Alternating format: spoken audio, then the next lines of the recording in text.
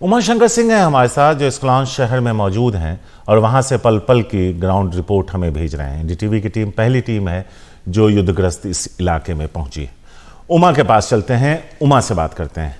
उमा, पहले तो आप सुरक्षित हैं, अच्छा लगा ये जानकर। दूसरा, हम ये जानना चाहेंगे, जब आपके होटल पे हमला हुआ वो पल कैसा था, लफ्जों में बयां कर दें, और कमोबेश जो हालात अभी हैं उस पर भी रोशनी डाल दीजिए।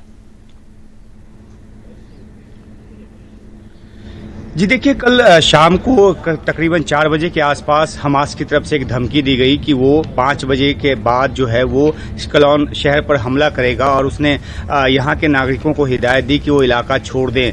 ठीक 5 बजे के बाद देखिए, ये वो होटल है जहाँ हम ठहरे हुए हैं।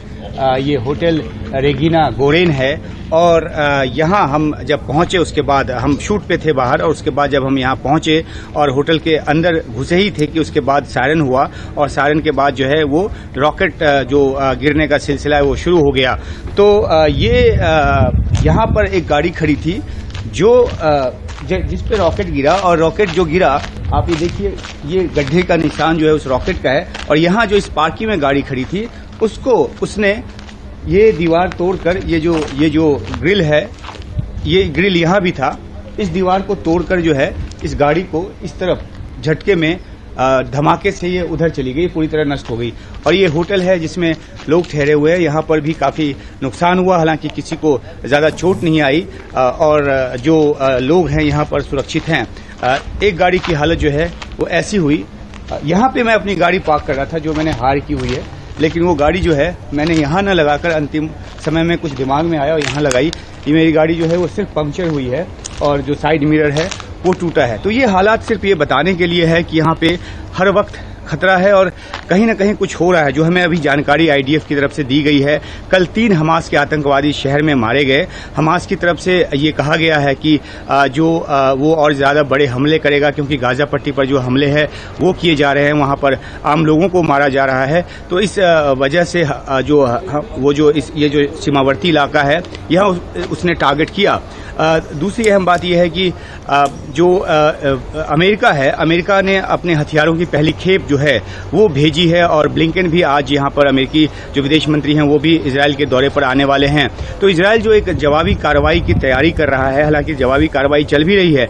200 से ज्यादा ठिकानों पर अमेरिकी जो माफ कीजिएगा, इजरायली जो फाइटर जेट्स हैं उन्होंने निशाना भी बनाया है, जिसमें मॉस्क भी टूटे हैं, उसमें जो सरकारी इमारतें हैं वो भी तबाह हुई है, बहुमंजिली इमारतें भी तबाह हुई है।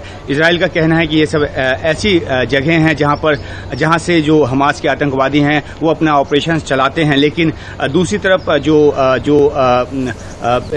जो गाजा पट्टी की तरफ से जो जानकारी आ रही है उसमें ये कि बड़ी तादाद में जो आम लोग हैं वो उससे पीड़ित हो रहे हैं। 2,60,000 के आसपास लोग अपने घरों से विस्थापित हो चुके हैं, अलग अलग जगहों पे वो शरण ले रहे हैं। और एक अहम बात यह है कि मिस्र के नियंत्रण वाला जो एक क्रॉसिंग पॉइंट था जहां से फिलिस्तीनियों को निकलने की इजाजत पहले दी गई थी, वो फिलहाल के लिए रोक दी गई है।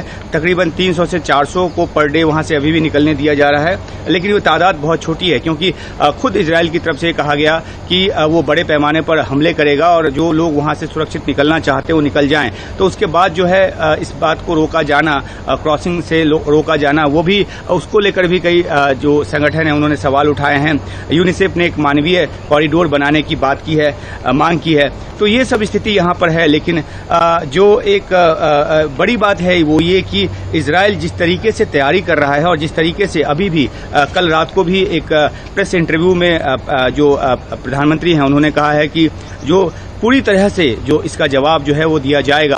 तो शायद जो हम लोग अभी देख रहे हैं वो शायद एक ट्रेलर है। इजराइल की तरफ से जो जवाबी कार्रवाई होगी वो कहीं ज्यादा बड़े पैमाने पर होगी, और उसके पहले वो अपनी रणनीति बना रहा है। सीमावर्ती इलाकों में तकरीबन 3 लाख सैनिकों को जो मोबिलाइज करने की जानकारी है वो भी आ रही है। तो एक रणनीति के तहत जब अटैक शुरू होगा तो उस समय की स्थिति और ज्यादा भयावह होगी। लेकिन फिलहाल यहाँ शहरों में और कई इलाकों में जो हमास के आतंकवादी हैं वो भी अभी भी हैं और वो एक